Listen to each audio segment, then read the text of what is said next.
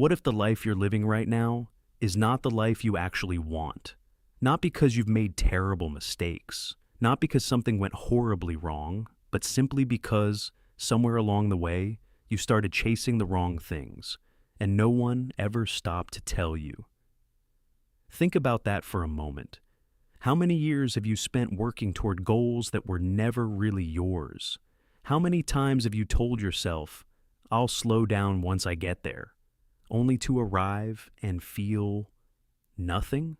If even part of that question hit you somewhere deep, this video is for you. Today we're going to talk about the truths that most people only discover when it's almost too late. The lessons that rarely come in school, from parents, or from the people around you. Because the world is too busy teaching you how to succeed by someone else's definition. By the end of this video, you're going to see your life, your time, your relationships, your choices from a completely different angle. And if you're willing to sit with what you hear, it might just change the direction you're heading.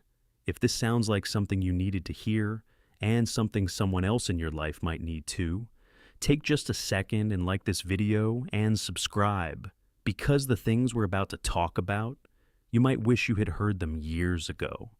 Here's something almost nobody admits out loud.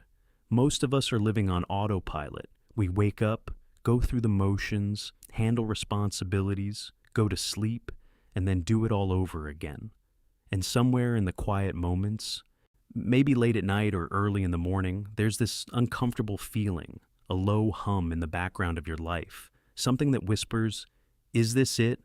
You might be successful by every outside standard, good job, stable income, decent life, and yet something feels off, like you're performing a version of yourself rather than actually living. Or maybe you feel stuck, like everyone else is moving forward while you're standing still, trying to figure out which direction is even right for you. Either way, that feeling isn't a flaw, it's a signal, and most people spend decades ignoring it. And this is where most people get it wrong. We've been taught that more is better, more money, more status, more productivity, more achievements to point to. We treat our lives like a resume, always building and always adding, without ever asking whether any of it is actually making us happy. The uncomfortable truth is this: you can spend your entire life becoming impressive to people who don't matter, while slowly neglecting the things and the people who do.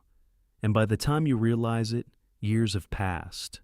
Opportunities have closed. People have drifted. So let's talk about the lessons that can change that, before it's too late. There was a man, let's call him David. By 45, David had built everything society told him to chase. A senior position at a firm he'd worked at for 20 years, a house, a car, respect from colleagues. But when his daughter turned 16 and barely wanted to spend time with him, David sat down one evening and tried to remember the last real conversation they'd had. Not logistics, not instructions. A real conversation. He couldn't remember one. He had traded thousands of evenings, soccer games, dinners, bedtimes, for late nights at the office. Each individual trade felt small, reasonable even, but added together, they had cost him something he could never buy back. David's story isn't rare, it's common. The version of it changes. Maybe it's a friendship, a health decision, a creative dream you kept pushing off. But the shape of the regret is almost always the same. But it gets deeper. There's another version of this story. A woman, we'll call her Maya, who spent her 30s paralyzed by what other people might think. She had a business idea she was passionate about. She had the skills, she had the drive. But every time she got close to starting, the same voice stopped her. What if people judge you? What if you fail and everyone sees? She waited, and then one day, sitting across from a younger colleague who had just launched something similar, something Maya had imagined 5 years earlier, she felt a quiet devastation. Not jealousy, just the hollow ache of knowing she had been the only thing standing in her own way. Both David and Maya were living proof of the same truth. Our biggest losses aren't dramatic. They're quiet. They happen in the ordinary moments we keep postponing. So let's go through the truths that change this. The first truth is this: time is your most valuable asset, not money. Most people treat money as the resource they can never have enough of. But money, lost, can be earned again. Time cannot. And yet every single day, people trade hours, weeks, and years of their lives for things that don't come close to what that time was actually worth. The moment you start treating your time the way a wealthy person treats their money, protecting it, investing it deliberately, refusing to waste it on things that don't matter, your life shifts completely. Ask yourself honestly, where is your time actually going? And does that reflect what you say you care about? Almost nobody talks about this next one. Most people are too focused on themselves to judge you. Fear of judgment is one of the most paralyzing forces in human life. People don't start the business, don't make the change, don't speak the truth, don't take the risk, because they're terrified of what others will think. Here's the reality. The people you're afraid of judging you are almost entirely consumed with their own fears, insecurities, and problems. They're not watching you nearly as closely as you think, and even when they do have a passing opinion, it fades within hours. The courage to live authentically is not about being reckless. It's about recognizing that the audience you're performing for doesn't care nearly as much as you've convinced yourself they do. The third truth is one most people actively avoid. Comfort is quietly destroying your potential. Comfort feels like safety. It's familiar, it's predictable, and over time, it becomes the slow erosion of everything you could have been. Growth, real growth, requires friction.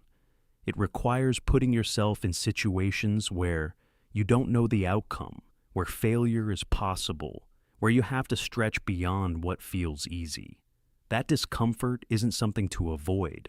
Yeah, it's the signal that you're actually moving. The question isn't whether your life is comfortable. The question is whether your comfort is costing you something important. Relationships matter more than achievements, and most people figure this out too late. Think about the happiest moments in your life, the ones that genuinely mattered. Almost none of them were solitary. Almost all of them involved someone else. Yet we structure our lives as if achievements are the priority and relationships are the reward we get after. We cancel plans for deadlines. We half listen to the people we love while staring at a screen. We treat connection as something we'll invest in later, once things slow down. Things rarely slow down on their own. The investment has to be intentional, and the return, in meaning, in support, in a life that actually feels full, is greater than any title or milestone can offer. This is the part that changes everything. You don't need to have everything figured out. One of the most common lies we tell ourselves is that we'll start once we're ready, once the timing is right, once we have more clarity, more confidence, more certainty about the outcome. But clarity doesn't come before action. It comes through action. Every meaningful thing you've done in your life, you probably didn't feel completely ready when you started. You figured it out as you went. Waiting for perfect conditions is a way of avoiding the discomfort of uncertainty. But progress, even messy, imperfect progress, will always teach you more than waiting ever will. Self-awareness changes everything, and most people avoid it. It's much easier to blame circumstances, other people, or bad luck than to look honestly at your own patterns. But the person who understands why they react the way they do, why they keep making certain choices, why the same problems keep showing up, that person has a tool most others never develop. Self-awareness isn't about harsh self-criticism. It's about honest observation. Watching yourself without flinching and asking, why do I do this? What am I really afraid of? What am I actually trying to protect? The answers are often uncomfortable. They're also almost always useful. And the last truth, perhaps the most important: regret comes from inaction, not failure. We fear failure. We treat it like a catastrophe. But the people who look back on their lives with the deepest regret are rarely talking about the things that went wrong. They're talking about the things they never tried, the relationship they didn't pursue, the risks they didn't take, the conversation they kept putting off, the life they kept waiting to start.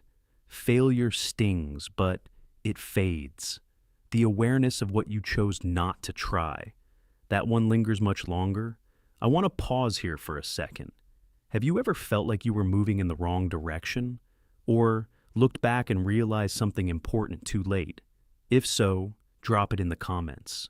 You're not alone in this, and sometimes just naming it out loud is the first step toward changing it. Here's the thing that nobody tells you. Time doesn't announce itself. It doesn't send warnings. It doesn't slow down so you can catch up. It just moves, quietly, steadily, indifferently. And one day you'll look up and realize that 5 years have passed. Or 10. And the version of your life you kept telling yourself was almost ready, never actually arrived, because you were waiting for something that was never coming. This isn't meant to frighten you. It's meant to wake you up. Because the gap between the life you're living and the life you actually want, it's rarely as large as it feels. It's usually just a few honest decisions away. A few things you need to stop. A few things you need to start. A few truths you've been avoiding that, once you face them, lose most of their power over you. So, where do you actually start? Start with your time. Look at where it's going this week. Not where you think it's going, but where it's actually going. Then ask, does that reflect what I say I care about? If the answer is no, that's your first signal. Then look at one area of your life where fear has been making your decisions. Not catastrophic fear, quiet fear.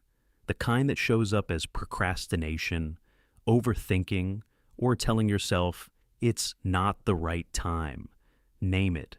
Just naming it honestly takes some of its power away. Then invest in one relationship this week. Not because something is wrong, but because it matters. A real conversation, undivided attention, showing up without an agenda. None of this is complicated. The difficulty isn't in the knowing, it's in the deciding to actually do it. That decision is yours alone. At the start of this video, I asked you something. I asked whether the life you're living right now is actually the life you want. Now you have a better framework for answering that, honestly. And more importantly, you have a better sense of what to do if the answer is no. The truths we covered today aren't easy to sit with. They aren't meant to be. But the people who are willing to sit with them, to really look at their priorities, their habits, and their choices, are the ones who get to live with fewer regrets. You still have time. The question is what you decide to do with it. If something in this video made you stop and think, don't let it fade when the tab closes. Like this video, share it with someone who might need to hear it, and subscribe for more honest conversations about what actually matters in life. And when you're ready, the next video is already on your screen. See you there.